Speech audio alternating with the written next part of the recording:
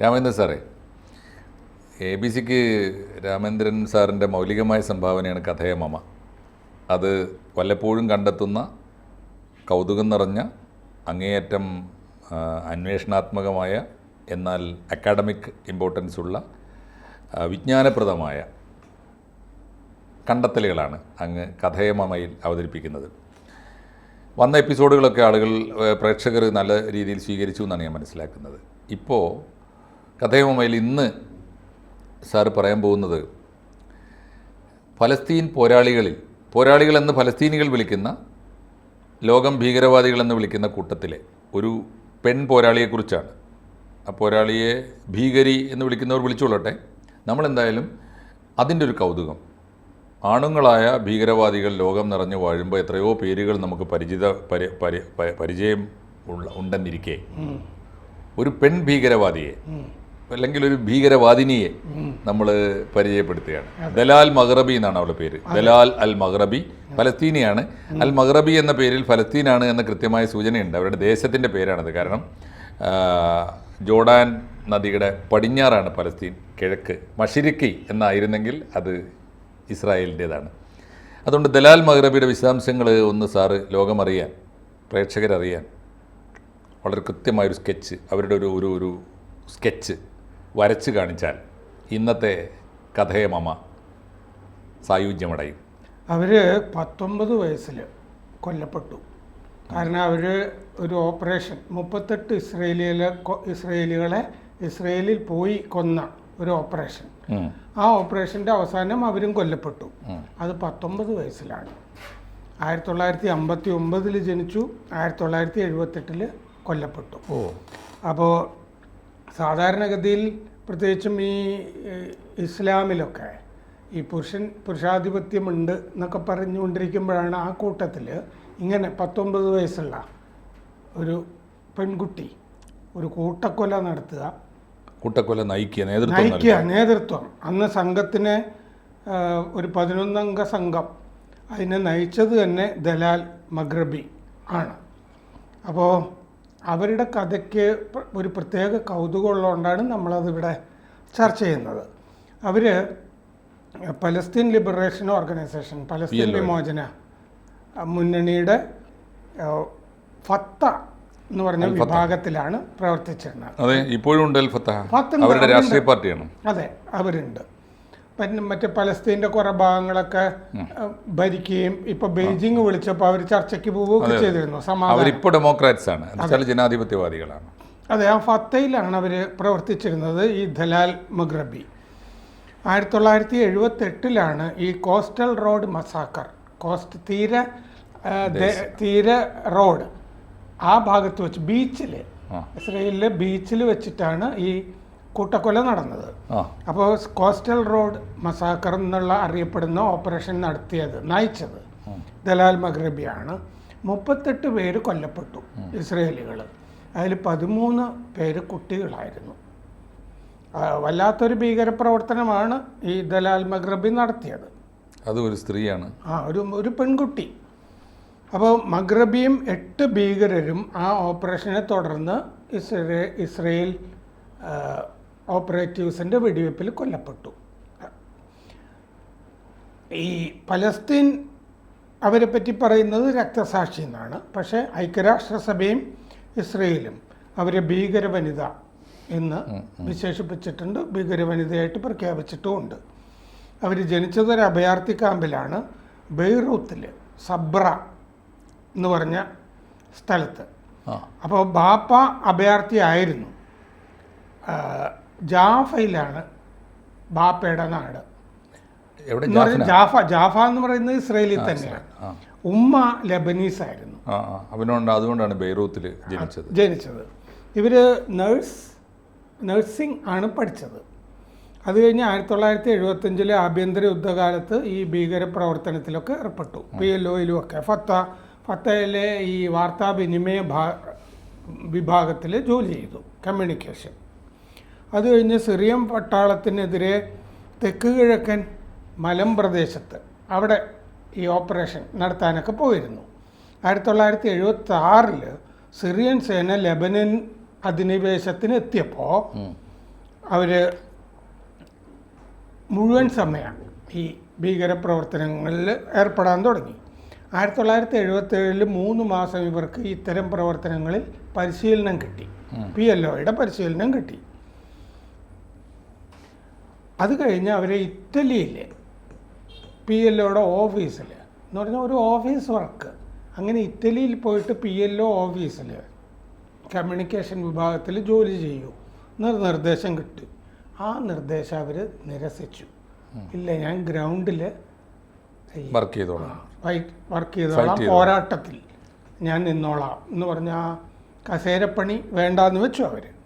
1978 operation എങ്ങനെയാണെന്ന് വെച്ചാൽ 11 പേരടങ്ങിയ സംഘം പലസ്തീൻ നിന്നുള്ളവരുണ്ടായിരുന്നു. അതിൽ ലെബനനിൽ നിന്നുള്ള ആളുകളും ഈ സംഘത്തിലുണ്ടായിരുന്നു. മാർച്ച് 11, 1978 അന്നായിരുന്നു ഈ ഓപ്പറേഷൻ.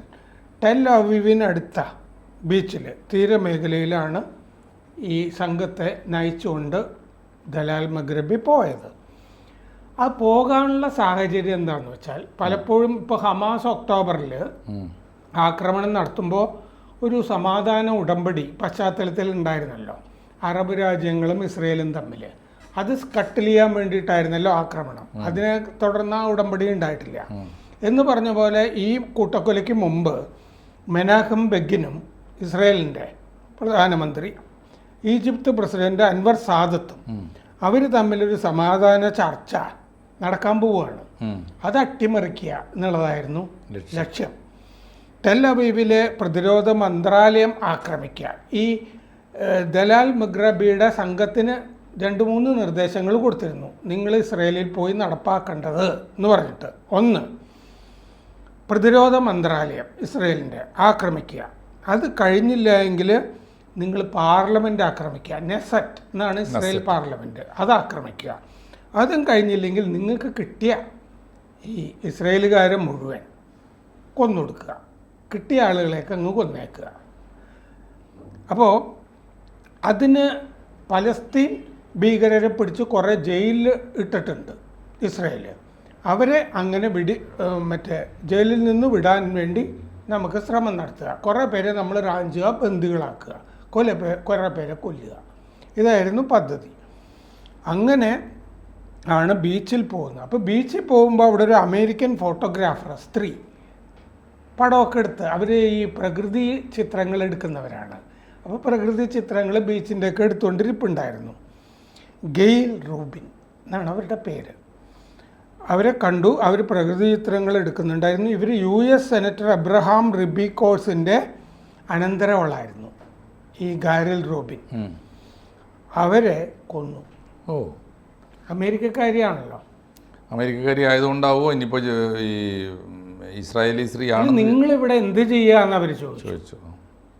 അങ്ങനെ ചോദിച്ചതായിട്ട് ഇതിൻ്റെ സംഭവ കഥയിൽ കാണുന്നുണ്ട്. അപ്പോൾ അത് ഇഷ്ടപ്പെട്ടില്ല, അവരോടത് പറയണമല്ലോ.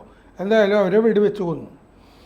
അത് കഴിഞ്ഞ് ഇവർ ഈ സംഘം ട്രാഫിക്കിന് നേരെ വെടിയുതിർത്തു. ഒരു ടാക്സി കാർ റാഞ്ചി, എന്നിട്ട് അതിലെ യാത്രക്കാരെ കൊന്നു. അത് കഴിഞ്ഞൊരു ബസ് പിടിച്ചു. ആ ഒരു ബസ് പിടിച്ചിട്ട് അത് നിർത്തിയിട്ടു. എന്നിട്ട് വേറൊരു ബസ് റാഞ്ചി. ഈ 2 ബസ്സിലെയും ആളുകളെ ആദ്യത്തെ ബസ്സിലേക്ക് കൊണ്ടുപോയി, മൊത്തം യാത്രക്കാരെ. അങ്ങനെ 71 പേരുണ്ടായിരുന്നു. ബന്ദികളാക്കി 71 പേരെ. എന്നിട്ട് എല്ലാവരെയും ആദ്യ ബസ്സിൽ കയറ്റുകയാണ്, 71 പേരെ. എന്നിട്ട് അപ്പോഴേക്കും ഇസ്രായേൽ സേന എത്തി.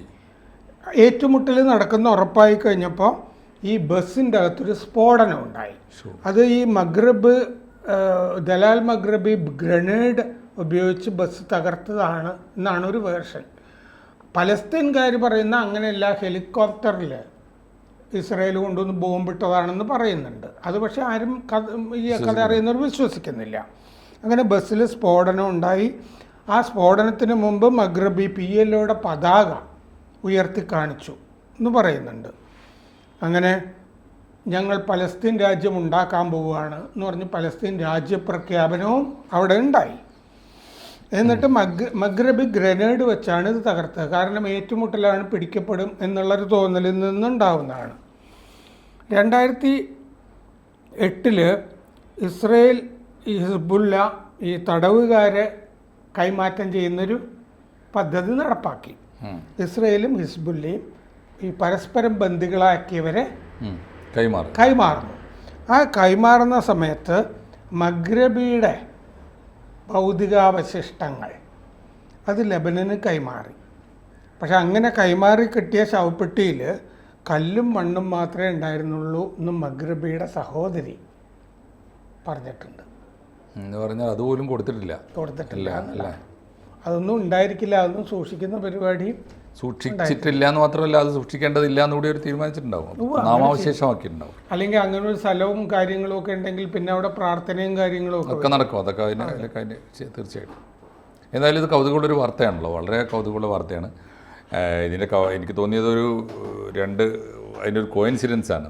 48 നിലവിൽ വന്ന ഇസ്രായേൽ അംഗീകരിക്കാതെ പലസ്തീൻ മുഴുവൻ ഞങ്ങളുടെ ഇസ്രായേൽ ഉൾപ്പെടെയുള്ള പ്രദേശം മുഴുവനും ആ ഉപദ്വീപ് മുഴുവനും ഞങ്ങളുടേതാണെന്ന് വാദിക്കുന്ന ഒരു കൂട്ടർ 30 കൊല്ലം കഴിഞ്ഞിട്ട് 78-ലാണല്ലോ ഈ രക്തസാക്ഷിത്വം. 30 കൊല്ലത്തിന് ശേഷം ഉണ്ടായ രക്തസാക്ഷിയെ പലസ്തീൻ PLOയുടെ കൊടി ഉയർത്തിയിട്ട് ഞങ്ങൾ പലസ്തീൻ രാജ്യം സ്ഥാപിക്കുന്നു പറയുന്ന 48 ന്യായമായി അംഗീകരിക്കാവുന്നൊരു കാര്യത്തിനാണ് ഇത്രയേറെ രക്തച്ചൊരിച്ചിലുണ്ടാക്കിയത്. എന്തായാലും ആ പോരാട്ടത്തിൽ ജീവൻ കൊടുത്ത ഒരുപാട് സ്ത്രീകൾ കൂടി ഉണ്ടായിരുന്നു. അറിയപ്പെടുന്ന ഒരു സ്ത്രീയുടെ വിശദാംശങ്ങളാണ് നമ്മളിപ്പോൾ പ്രേക്ഷകരോട് പറഞ്ഞത്. ആളുകൾ അതുകൂടി അറിഞ്ഞിരിക്കട്ടെ. ഈ ആണുങ്ങൾ മാത്രമല്ല, ഈ ഭീകരപ്രവർത്തനത്തിൽ സ്ത്രീകളെയും കിട്ടും എപ്പോഴും. തീർച്ചയായിട്ടും അവരും ചെറുതല്ലാത്ത ഒരു പങ്ക് അവർക്കുണ്ട്. അറിയപ്പെടാതെ പോയ ഭീകരികളെ അല്ലെങ്കിൽ ഭീകരവാദിനികളെ കൂടി അറിയാം. ഇസ്രായേലിലൊരു MEK എന്ന് പറഞ്ഞിട്ട് ഒരു വിമത പ്രസ്ഥാനത്തിനെ പറ്റി നമ്മൾ മുമ്പ് പറഞ്ഞിട്ടുണ്ട്. അതിനെ നയിക്കുന്ന ഒരു സ്ത്രീയാണ്. ആണ്. തീർച്ചയായിട്ടും ഈ പുരുഷാധിപത്യപരമാണ് എല്ലാ മുസ്ലിം തീവ്രവാദ പ്രസ്ഥാനങ്ങളും. എല്ലാ ഭീകരവാദ പ്രസ്ഥാനങ്ങളും ആൺകോയ്മയുടെ പ്രസ്ഥാനങ്ങളാണ്. ഏറ്റവും ചുരുങ്ങിയത് രക്തസാക്ഷികളായി കുറച്ച് സ്ത്രീകളെ ഓർമ്മിക്കുകയെങ്കിലും ചെയ്യുന്നൊരു സംസ്കാരം അവരും ഉണ്ടാക്കിയെടുക്കട്ടെ. അതല്ലാതെ ഇതിനപ്പുറം 78 അല്ലെ 50 എത്ര കൊല്ലമായി 78 മരിച്ചു പോയ തീർച്ചയായിട്ടും ദലാൽ മഗ്റബി ഒരു നല്ലതാണോ ചീത്തയാണോ എന്നൊക്കെ ഓരോരുത്തരും അവനവൻ്റെ ഇഷ്ടം പോലെ തീരുമാനിക്കട്ടെ. രക്തസാക്ഷിയാണോ ഭീകരവാദിനിയാണോ എന്നതൊക്കെ ഓരോരുത്തരുടെ നിലപാട് പോലെ തീരുമാനിക്കട്ടെ. എന്തായാലും ആ സ്ത്രീ നന്നേ ചെറുപ്പത്തിൽ ഒരു കോസിന് വേണ്ടി പൊരുതി മരിച്ചൊരു പോരാളിയാണ് എന്ന് നമുക്ക് ചുരുക്കി പറയാൻ പറ്റും. ഏതായാലും ദലാൽ മഗ്റബിയെ പ്രേക്ഷകർക്ക് പരിചയപ്പെടുത്തി ഈ കഥയമ്മയുടെ ഈ ലക്കം ഇവിടെ അവസാനിപ്പിക്കുന്നു. കൂടുതൽ വാർത്തകളും വിശേഷങ്ങളും നിങ്ങളിലേക്ക് എത്താൻ ABC മലയാളം സബ്സ്ക്രൈബ് ചെയ്യുക, ബെൽബട്ടനും അമർത്തുക.